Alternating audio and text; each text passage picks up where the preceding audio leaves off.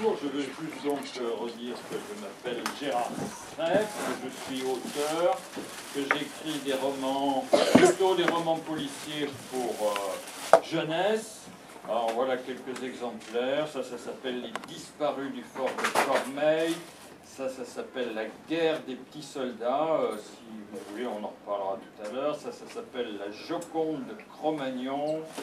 Ça s'appelle Un soldat allemand dans la résistance française. Donc ça, c'est un roman et en même temps, c'est très historique. Ça s'appelle Maudit Détroit. Ça, c'est Mort en coulisses sur la télévision. Et puis ça, c'est mon dernier. C'est un polar gaulois qui se passe en 52 avant Jésus-Christ et qui s'appelle Le bouclier de Gergovie. Voilà. Donc maintenant, je vous écoute. Allez-y. Posez toutes.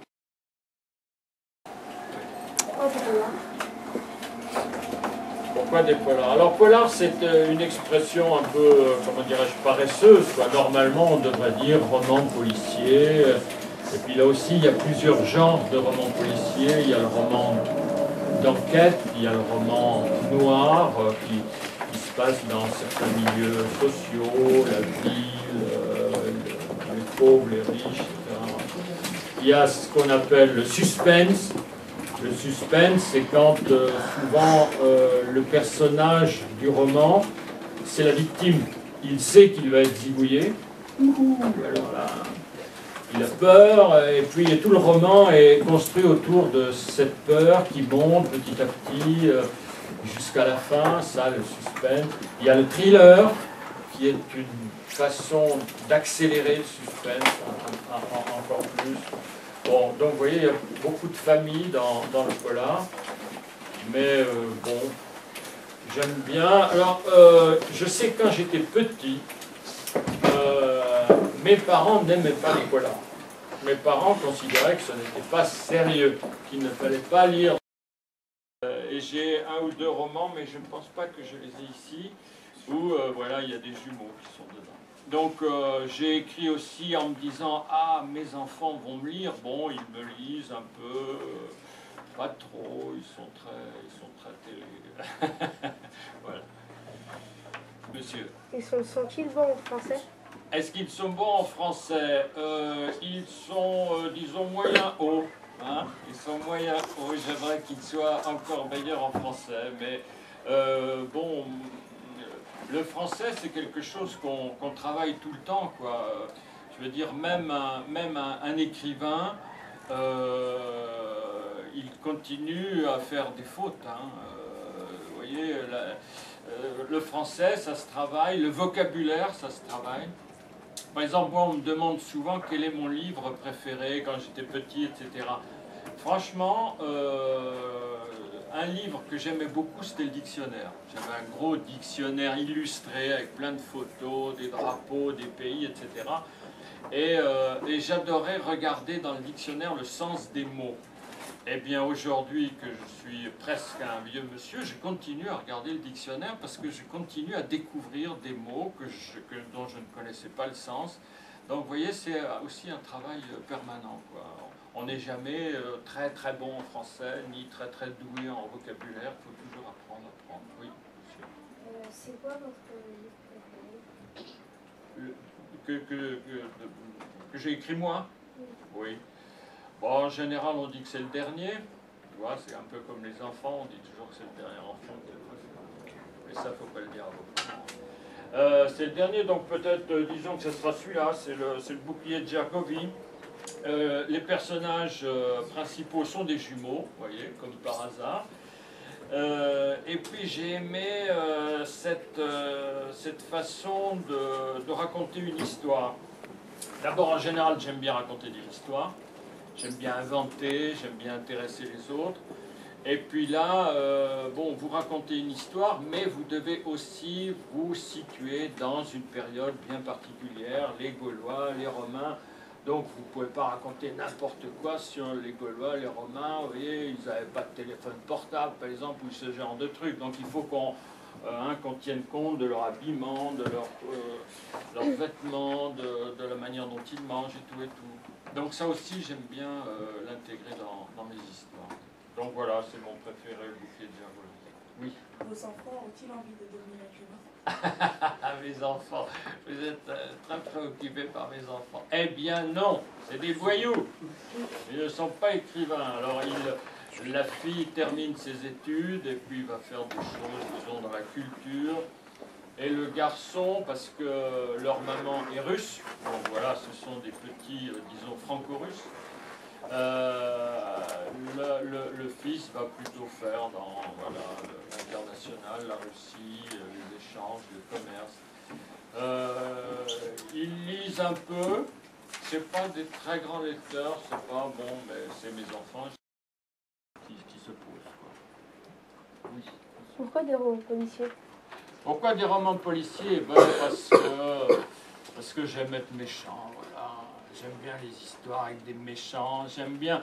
Voilà, le roman policier, c'est un roman où tout d'un coup, ce qui dans la vie habituelle se passe lentement, s'accélère. Voilà, il y a un méchant, il y a un bon, il y a un vol, il y a un crime, et puis on ne comprend pas pourquoi. Donc il y a ces situations, il y a le mystère, pourquoi quelqu'un a fait ça, qui a fait ça, où est-ce qu'il est, etc. Donc essayer de comprendre le mystère. Et puis j'aime bien aussi me promener dans des lieux quand je raconte un roman policier. Par exemple, le roman policier que j'ai écrit avec la classe, une classe j'ai quelques romans comme ça qui ont été illustrés. Ce qui est drôle dans ce genre de situation, c'est que, bon, il y a les romans que j'ai faits donc avec ma femme, ça c'est une autre chose. Mais là, en l'occurrence, j'écris une histoire. C'est une histoire de petit Africain qui arrive en Espagne, qui n'a pas de papier, etc. etc. J'envoie l'histoire à l'éditeur et l'éditeur, c'est l'éditeur qui contacte le dessinateur. C'est-à-dire que moi, là, je ne connais pas le dessinateur. Voyez ? Et l'éditeur va lui proposer, par exemple, ici, tu me fais, voilà, tu as de la place à droite pour un petit dessin, à gauche pour un plus grand dessin, tu te débrouilles. Et je lis beaucoup, hein, et je lis beaucoup des vieux romans policiers. Dans une première période, c'est-à-dire la période, si tu veux, Arsène Lupin, Agatha Christie, enfin des gens que vous avez peut-être, dont vous entendrez parler. Au début, le policier était toujours très bon, le policier ou le privé. Parce que dans les premiers romans policiers, et ça vous pouvez peut-être utiliser cette idée, le policier en uniforme était nul, zéro, mais le privé, c'est-à-dire l'enquêteur non professionnel ou alors non payé par la police, lui était très bon. Vous voyez, ça c'était un thème qu'on va retrouver très souvent dans les premiers romans policiers. Puis il y aura une autre période, des romans, disons, américains, où le policier, cette fois, devient très fort, très bon, il comprend tout, il règle tout. Et aujourd'hui, on est plutôt dans une phase où le policier est parfois un homme qui doute, parfois il ne trouve pas, parfois... bon. Voilà, j'ai utilisé déjà ce type de choses, ou alors j'ai utilisé la fausse piste jusqu'au bout. C'est-à-dire, il y a une chose mauvaise, un vol, un viol, un crime, etc. Et quand vous racontez l'histoire, vous dites « Ah, c'est peut-être celui-là ». Vous voyez, vous montrez du doigt une piste. Et en fait, vous apercevez que non, ça ne marche pas, il avait un alibi, il n'était pas là, etc. Et vous montrez une deuxième piste, etc. C'est ça aussi le jeu du roman policier, multiplier des fausses pistes, et à la fin dire « Ah, mais non, c'était l'autre, c'était M. Dupont, Mme Durand, parce que 1, 2, 3, 4, 5, et vous donnez toutes les raisons pour lesquelles c'est elle ou lui le coupable. » Bon, ça je l'ai fait, mais une fois que j'ai dit tout ça, j'ai un chapitre final qui montre que c'est peut-être pas complètement ça. Vous voyez, mais, et là, je ne donne pas de réponse, c'est-à-dire je laisse mon lecteur un peu désabusé en disant oui, mais alors, c'est qui? Ah bah, je ne sais pas, il faut qu'il cherche aussi, il faut que le lecteur et peut-être invente lui-même son coupable. Donc vous voyez, il y a une diversité formidable de pistes quand vous écrivez un roman policier. Oui. À part lire, regardez-vous des émissions policières? Oui, beaucoup. Ah, oui, oui, oui. Chaque fois qu'il y a un polar à la télé, alors là, il ne faut pas me déranger. Hein. Comment cette femme qui chaque jour les aide, les accompagne, peut-elle ainsi s'évanouir dans la nature? C'est proprement inimaginable. Un jour comme aujourd'hui, le printemps s'installe, l'air est doux, les bois verdoient, on sent que la terre repart pour un nouveau cycle, que la vie gagne partout, et puis Luc vient avec cette nouvelle sinistre, insensée. J'ai cherché votre mère tout cet après-midi, elle a disparu, j'en suis sûr. Le forgeron est défait.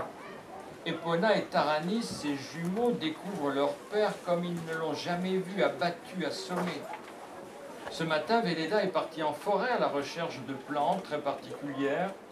Elle a un don pour identifier des herbes, des feuilles ou des fleurs qui serviront ensuite à soigner, à infuser ou à cuisiner.